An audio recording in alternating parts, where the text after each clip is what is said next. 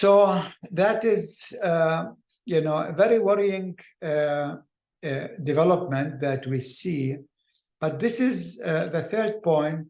On a genocidal language is even more worrying, because on daily basis, you hear Israeli politicians demonizing Palestinians in ways that are, I mean, this is hate speech. So you have like the defense minister of Israel saying, there will be no electricity, no food, no fuel, everything is closed. We are fighting animal people and we are acting accordingly.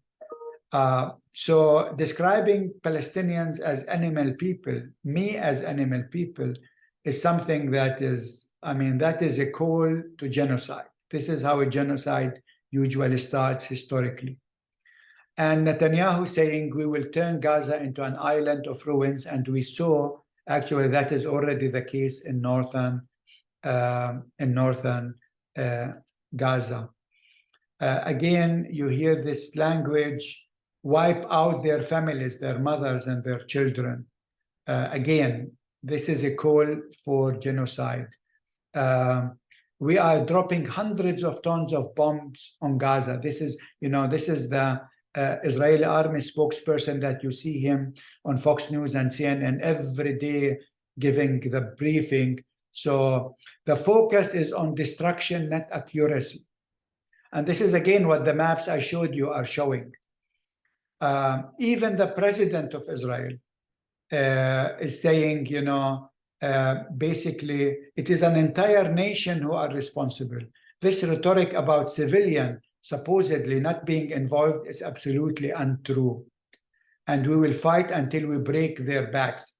And so for him, there are no civilians in Gaza at all. And I think that is even true for him for the West Bank. So this is, again, a call for genocide. And again, another Israeli politician from the Likud party calling for Gaza to be razed to the ground without mercy.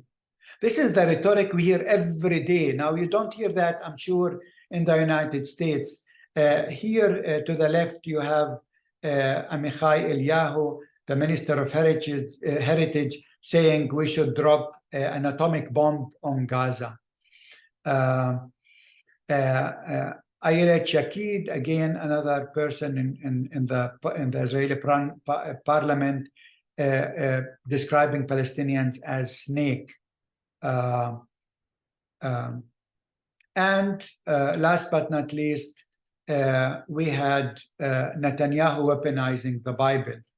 In his press conference on October 27th, Netanyahu referred to the Bible to declaring the invasion of the Israeli troops into Gaza. And this is a quotation from him in the press conference that I'm sure you saw, but maybe you didn't notice it. He said, quote, "You must remember what Amalek has done to you, says our Holy Bible."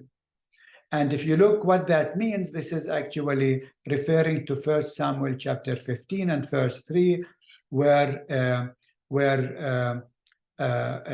God is telling Saul, now go and smite Amalek and utterly destroy all that they have, and spare them not, but slay both man and woman, infant and suckling, ox and sheep, camel and ass. And this is exactly what is being done right now.